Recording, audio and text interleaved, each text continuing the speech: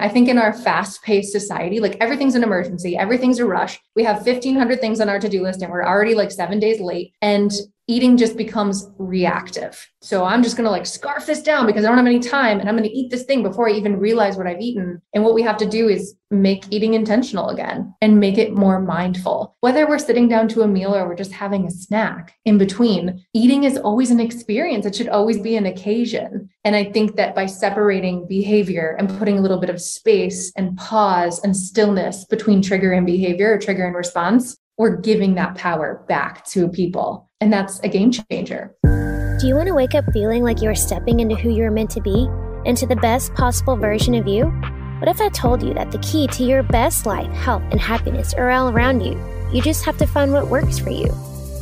I'm Hope Pedraza, and I believe that there isn't just one way to live a healthy and meaningful life, and that all you need is a little inspiration to make changes that last from the inside out. Each week, I'll be sharing tangible tips and inspirational interviews to help you on your journey. These are the steps to take to improve your life and live with purpose. This is Hopeful and Wholesome.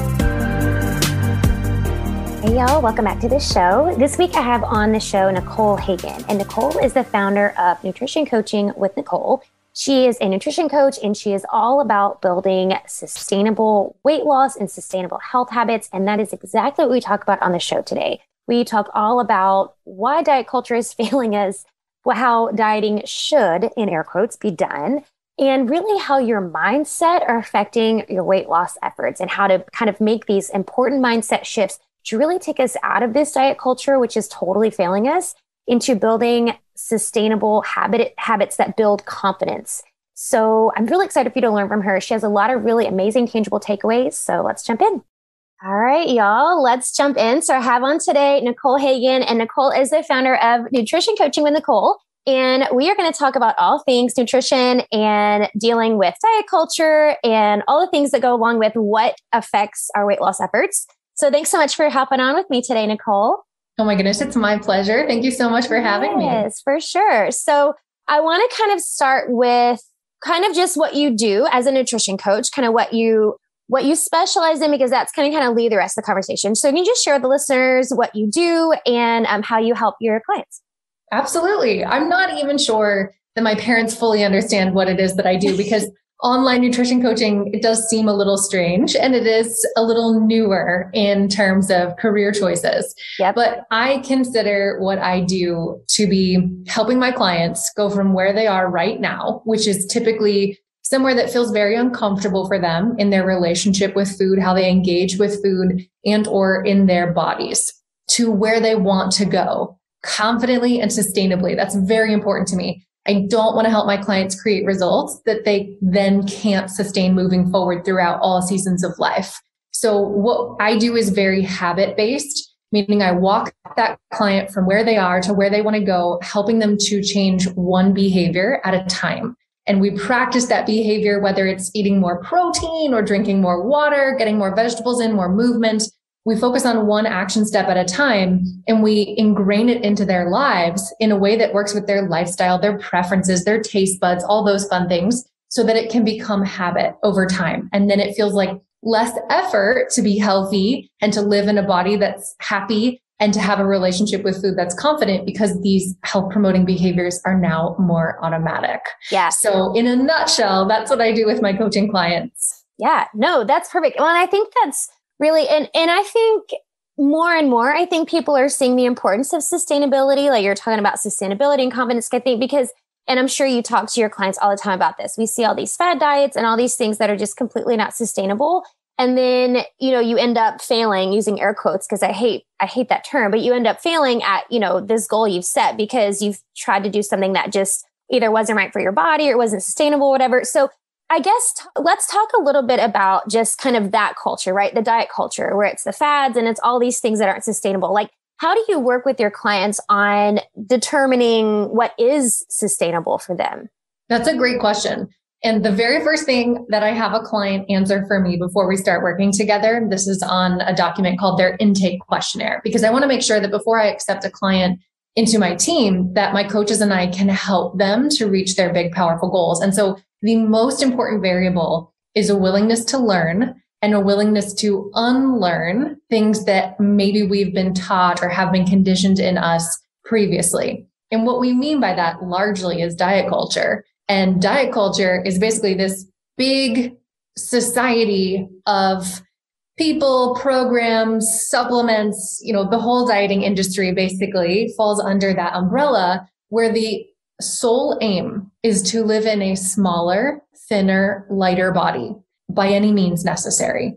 And what research has shown us over and over again is that this is so detrimental. One, because living in a smaller body doesn't by default mean living in a healthier body. So sometimes these pursuits are not in fact health promoting, but they detract from our health. But also it equates our worthiness or our morality or our value as a person with the size of our bodies or the weight of our bodies. And our worthiness and our value as human beings have nothing to do with our physical structure that we live in. So it can actually be really damaging, not only physically, but also emotionally and mentally. So my clients and I are very anti-diet culture. We call ourselves diet culture dropouts.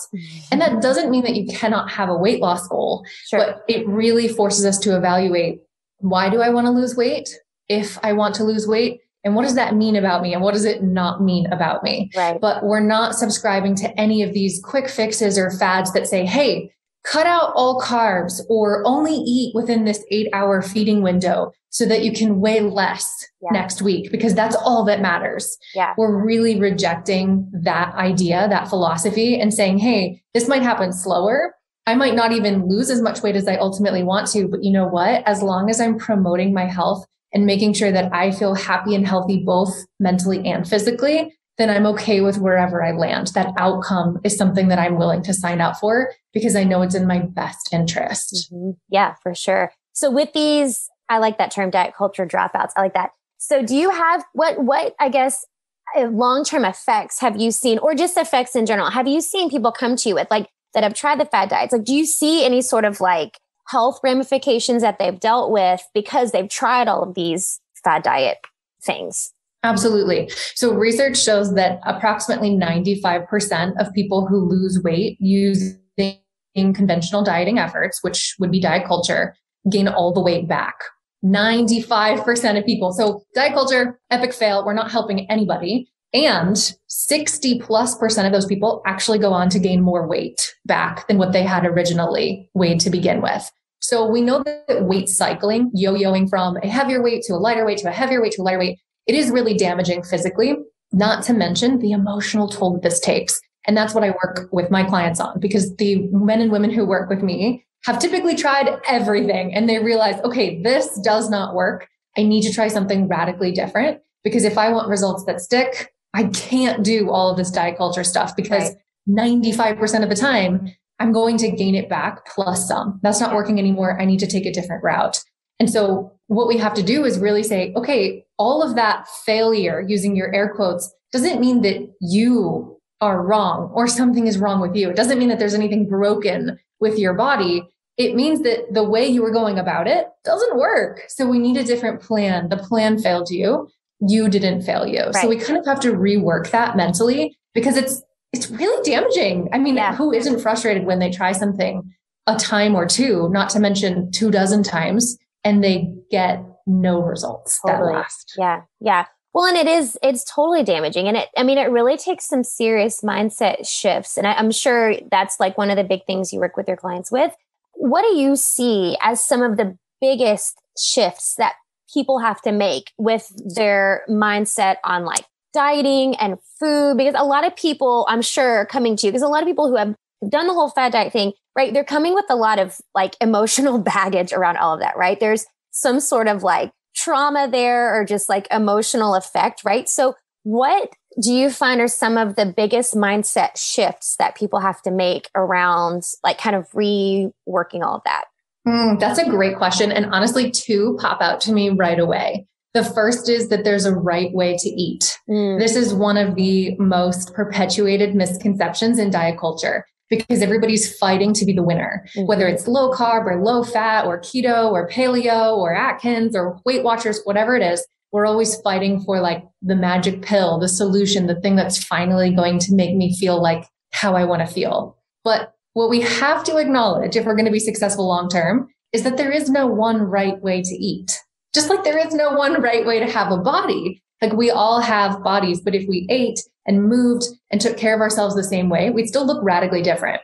And thank goodness for that. So we have to accept that what feels best for me, what helps me to look, feel, and perform my best may not be what helps stop hunting for this ultimate solution. And we have to start looking inwards and using what our body tells us as feedback to say, hey, do I feel more energetic when I eat a little bit more protein? Do I feel like I have a better digestive system if I'm getting more fiber throughout the day? Do I notice that my workouts improve? I'm sleeping better. I'm happier hormonally when I do X, Y, and Z. That is the only owner's manual we need when it comes to diet. We don't need to follow anybody else's prescriptive rules. We need to figure out what works best for us. So that is, I think, the biggest mindset shift that I have to work on with clients who are coming from that really detrimental diet culture.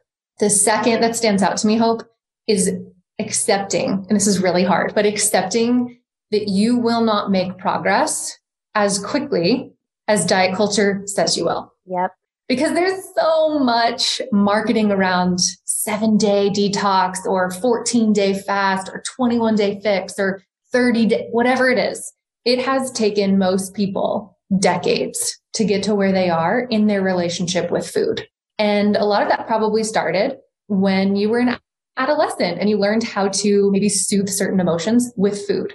That became a problem when you were an adolescent. You've then practiced it so many times that now you're an adult and you're finally realizing, wow, when I eat because I'm sad or I eat because I'm stressed, that's really not serving me anymore. I really want to find a better, healthier way to navigate this. It's not going to happen in 30 days. You just spent potentially 30 years ingraining this habit. So we have to get rid of that quick fix expectation that if I don't see results in a week, or if I don't see results even in the first month, it's not working. Because you could be laying a really strong foundation. You could be doing all of the internal work that has to happen first before you ever see any of that on the scale or in other external metrics. So this is one that I'm constantly reinforcing in my clients, but fast doesn't last and sustainable happens slowly. Yeah, that's great. That's such great advice because, well, and I think that's the other big thing too, right? It's like you see all these, because I get that too with clients like me. It's like, oh, well, so-and-so lost all this weight because they did keto.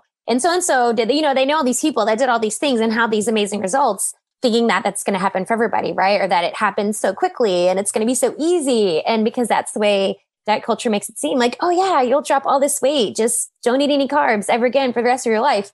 And I think it's so damaging to our relationship with food, right? Because now we're afraid. Like I was talking about this the other day. It's like we are in this point now where like we are afraid of eating fruit, right? Because fruit has sugar and you don't need to eat sugar and all this. So for people that come to you with these like strained relationships with food, how do you go about healing like the trauma? Because like you said, you spent potentially 20, 30 years building this relationship. And that's a lot of stuff that has to be undone. So what are some ways, and maybe just more practical ways that people listening might be able to implement now, some ways to kind of like heal the trauma around food and around maybe a not so healthy relationship with food? That's a great question. And I want to just go back to answer something that you just touched on as well, Hope. And you said that if we're thinking about creating this change, like cutting carbs out, we see someone else go keto and they had amazing results. I can get that too. There's nothing to say that you can't. Bodies are all different. But I think what's most important is recognizing whether or not you want to live your life that way. Exactly. Mm-hmm. If we're looking to create sustainable results, that means we create results and we keep them. We maintain them even when life gets hard. And that means that we have to create change in our relationship with food and in our diet and in our self-care habits that we also want to maintain. Yep. Because if we change something, let's say we cut out carbs for 2 months, sure, we'll lose weight because now we're eating less and carbs also retain a lot of water, carbohydrate. So I'm depleting my body of water that it was previously getting, and I'm going to see results. But unless I plan to live the rest of my life without carbohydrates, I can also anticipate I will gain that weight back the second that I reintroduce carbohydrates into my diet. Because once again, now I'm reintroducing that water and potentially I'm eating a bit more. So I think that's another misconception as well as, well, once I get this weight off, it'll just be off. So I just need to do whatever it is that gets the weight off fastest. And I would say to that, no, please take much longer if you need to, and ask yourself, Do I feel like I could eat this way long term? Do I want to? Does that make me happy? Is it realistic for me and my family? Might that mean limiting some simple carbs like chips and crackers and cookies and pretzels and things like that, that maybe you feel like you eat in excess? Sure, but keep the things that really mean a lot to you, the healthy, smart carbs like whole grains and fresh fruits. Please do not cut out fruit. I just had a client ask me, wait a second, bananas are too high in sugar, right? And I was like, oh gosh, no, eat the banana. But also like have a slice of birthday cake if that's what really does it for you, or a glass of wine. Like you never want to live your life without your favorite things, or at least I don't. Yeah. So don't employ a plan or a program or any kind of nutritional intervention them out, then you're not going to keep the results either. So that was just kind of an aside, but I needed to mention it when you said that. Yeah, for sure. I think some tangible takeaways for those listening who have struggled with diet culture and creating healthy, confident relationships with food. What I would encourage them to do is, first of all, ask themselves when food started feeling hard. When food, the first time they can remember food feeling like a barrier, because we're not born that way, right? We're born crying because we want food and we're hungry, and we're born spitting food out when we've had enough and we don't eat anymore. Like we have a great intuition when we're babies when it comes to eating and not eating. It's when we get older where maybe there are influences like mom is always dieting, or I got bullied on in school because my body looked different than everybody else's. Or maybe I had friends who were constantly picking apart their bodies and that made me feel shame for living in mine, whatever it might be. When did it start feeling like a problem? And then take this psychological principle that every behavior is a solution to a problem. Every behavior is a solution to a problem, right? I brush my teeth so that I don't have cavities when I go to the dentist. And so I don't get that fuzzy feeling, right? So my brushing my teeth is a solution to the potential problem of having a cavity. Gross. I don't want that. Me paying my bills is a solution to the potential problem of having my lights turned off or my water turned off, right? Every behavior is done not just because, but because it's helping us to solve something. So in that situation, ask yourself, what did food solve for me? Usually it was a source of comfort, a source of love. Maybe I didn't get what I needed from someone else in my life, and I resorted to using that for food, because food is joy. Food is pleasure. Like it naturally triggers our dopamine center, our happy hormone in our brain. When we eat, our body is positively influenced. So it's normal for us to use food to solve hunger, right? I'm hungry, I'm going to eat. But if we use food for an emotional problem, it's not ever going to provide us with a long-term solution. And that's when we get really stuck as an adult, because we've rehearsed this thing, we practice this thing so often.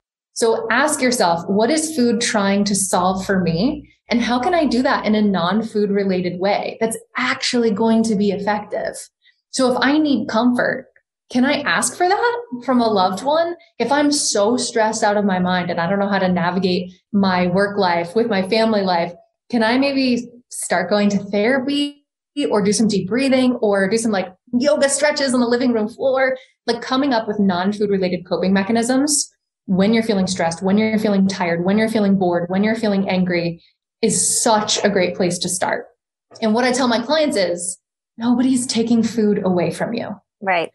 So if you still want to eat when you're stressed and you still want to have a whole tub of peanut butter because you're angry that you had an argument with your significant other, cool. But just do the non-food related coping mechanism first. Go for the walk, cuddle with your fur babies, take a bath or a shower, and do the thing that's actually going to solve the problem, or at least address the problem before you resort to food. And then if you still want the peanut butter, the ice cream, or the chips, like fair game. Yeah. But 9 times out of 10, we realize, oh, wow, I feel a lot better when I don't just avoid or numb using food, but I actually address what's actually going on. Right. I think that provides so much freedom for people. I had a guest a couple weeks ago, and she's like an intuitive eating expert. And we were talking about that because she's all about emotional eating. And I feel like when people understand that, like what you were just saying there, where it's like, okay, use the non-food things, right? Address the problem. And then if you still need to have that emotional eating experience, okay, like giving the people freedom to be like, okay, like emotional eating, everybody eats emotional at some point, right? Everybody has emotional eating tendencies. It happens. We're emotional beings, whether it's happy or sad or whatever.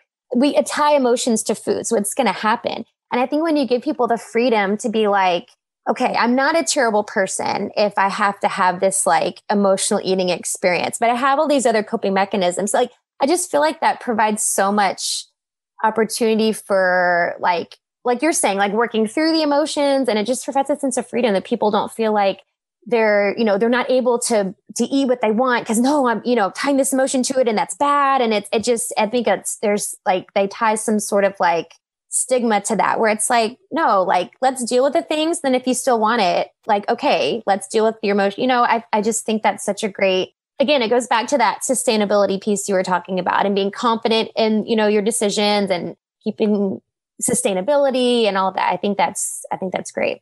And if we look at diet culture, Hope, and what doesn't work about it, it's very rigid binary rules. Yep. Eat this, don't eat that. You're good or you're bad. You're compliant or you've fallen off the wagon. Life doesn't work like that. Like I'm going to keep running with this brushing my teeth analogy. I'm not quite sure why that's in my brain today, but if I stay up late watching Netflix and I forget to brush my teeth tonight before bed, have I failed? Like, do I then stop brushing my teeth for the entire week or the entire month because fell off the wagon? Of course not. I wake up and I brush my teeth and I just get right back to it. Yep. So what we can kind of glean from diet culture is extremes don't work. Rules don't work. So if we think about the power of choice that we have with food, you can do whatever you want. You can choose whatever you want. You can eat whatever you want. I just help my clients to understand and to pause before they react and ask themselves, is this really what I want? Right. Or is this an emotional response, like a knee-jerk reaction? Right. And how is this going to leave me feeling? Because for the first 5 seconds, of course, a Reese's peanut butter cup was going to taste amazing. But if I ate it because I was just really anxious and worked up and I didn't even really taste it and enjoy it, did it mean the most to me? And I think that just gives us so much power, recognizing I'm not bad if I eat this thing. I'm not bad if I emotionally eat. I'm a human being, and that's an option. Yep. But as a human being, I have a lot of emotions and my life is filled with stress. So I just need some other tools in my toolbox that maybe serve me when I know eating emotionally won't. That's all. And it gives us all the power to know that we have so many other choices and it's up to us what's going to work best for us. Right. No, that's great. And you are, I mean, you're really giving people back the power to like decide. And I think it's just building that because it's all about awareness and intentionality, right? Like you're telling like, okay, let me think about this. Am I going to feel this way? How am I going to feel? Like having that awareness and intentionality about the decisions that you're making and how you're going to feel and all that. I mean, I think that's what gives people their power back, right? Because they're able to like discern like whether this decision is going to benefit me or not, right? Exactly. Yes. It's really forcing us to separate the trigger and the response. Mm-hmm. So I know I'm a little bit of a nutrition and a psychology nerd, so I love what all the research shows us.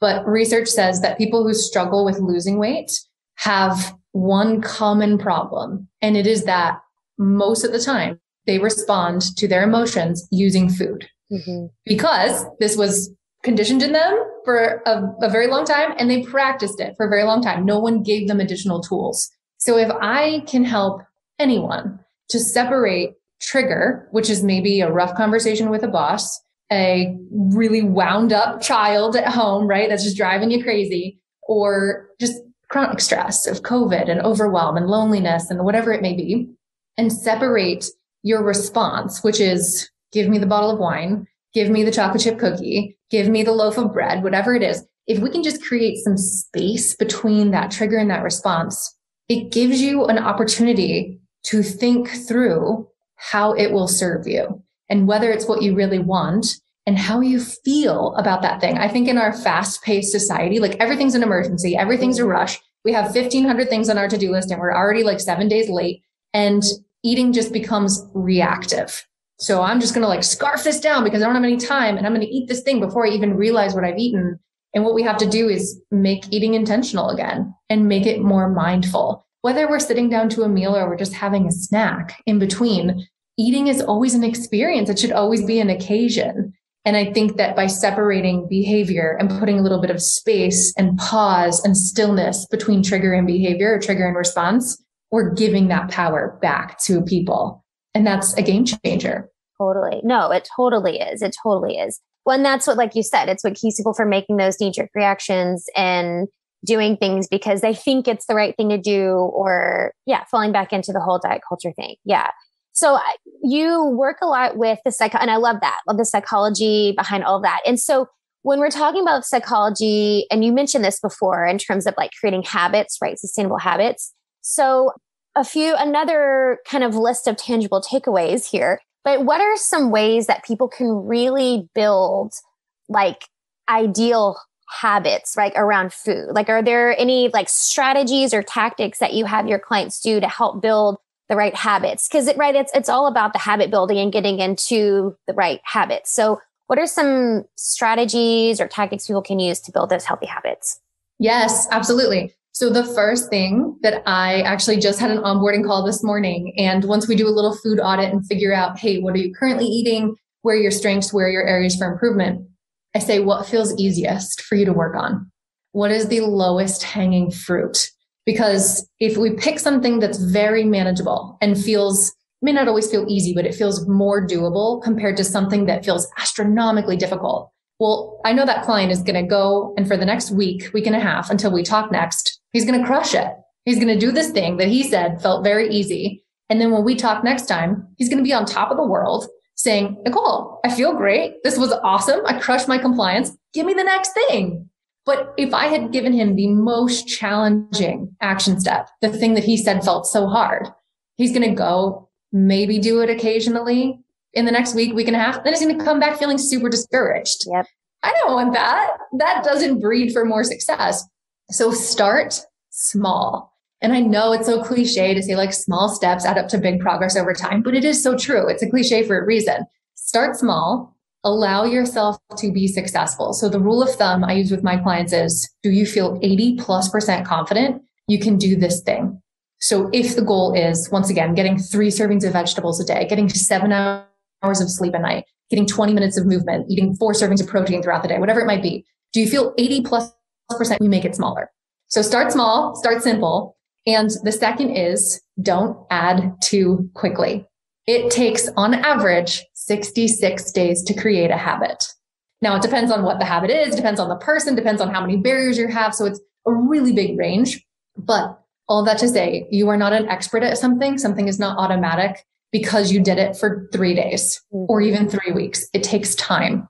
The way that, I don't know if you've ever seen like neural pathways in the brain, but it's basically like a little car on a racetrack. And if you've always done something the same way, that car on that racetrack creates these deep grooves. That's a neural pathway in our brain. And so it's so easy for our brain to take that neural pathway because we've done it so many times. When we're creating a new habit, we're basically saying, we've got to take a different road. That car needs to veer off, even though those grooves are really deep. We're going to take a completely different route.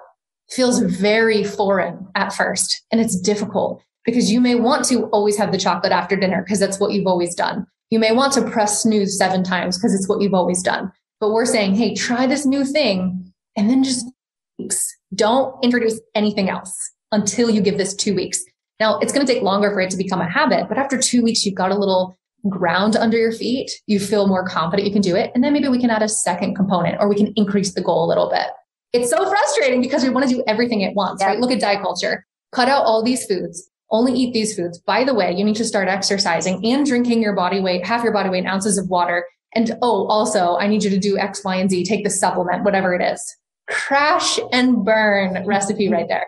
We're asking ourselves to do 17 things at once, when research shows us that if we try to do 3 things at once, we have a less than 35% chance of success. If we try to do 1 thing at once, we have an 85% chance of success. Start small and then give yourself time to ingrain the habit and make it automatic by just focusing on that one thing. This sounds incredibly frustrating because it doesn't feel like enough at first. I can't tell you how many clients have been like, that's it. Right. What's next? Nicole, like I can do more. And I say to them, if you come back with 80+% compliance, I will give you more. Yeah. We will work on another action step. I promise we can build as quickly as you're ready to, but we have to build the solid foundation first. Yep. And you are going to make progress in the long run so much faster than the person who tries to do 17 things at once, fails, repeats, indefinitely for a lifetime. Yeah, for sure. Absolutely. No, those are great tips. And I find that with my clients too. It's the overwhelm because they know they need to do all of the things, but it's like, no, don't do all of the things. Like, let's just build on. Yeah, that is such valuable advice. I have one last question that I'll always like to ask everybody. But before I ask you that, let everybody know where they can find you. Yes, come hang out. I'm always on Instagram, hanging out in my DMs at Nutrition with Nicole, Nicole. And my website is nutritioncoachingwithnicole.com. So if you have any questions, please feel free to reach out. I'm happy to help in any way that I can. Perfect. Awesome. And I'll put links to all that in the show notes. So the last question that I like to end with is, what is the most important thing people can do to live with purpose? Ooh, that's a good one. I think, so without having a ton of time to like really wrap my brain around this, my response is, in order to live with purpose, slow down and really ask yourself, what is it that you're feeling? Which kind of goes off of our earlier conversation. But instead of trying to just react and constantly keep up with everything and just sort of move along with the flow of life, pause and reflect. And if you're feeling something, how can you actually deal with it? How can you address it? How can you live it out? And I think that naturally just brings so much purpose to your life because you're actually present, you're actually mindful, you're actually existing rather than just like bumbling along, trying to keep up. I love that. Being present is always good advice. So I think that's perfect. Easier said than done, but good advice nonetheless. Very true. Exactly. No, I love that. Thank you so much, Nicole. This was such valuable information, like so many cool takeaways. So thank you so much for sharing all your expertise with all the listeners. Thank you for having me. This was so much fun. Thanks for listening to Hopeful and Wholesome, y'all. If you found value in this week's episode, please subscribe on iTunes or wherever you get your podcasts and leave a review to let me know what you thought. I love to know what you find useful in these episodes so I know how I can provide the most value I can to my listeners. And if you have topics that you want to know more about, I'd love to hear those as well. So shoot me a message on Instagram, Facebook, or LinkedIn. It's at @thehopepedraza or visit my website, hopefulandwholesome.com. Thanks, y'all.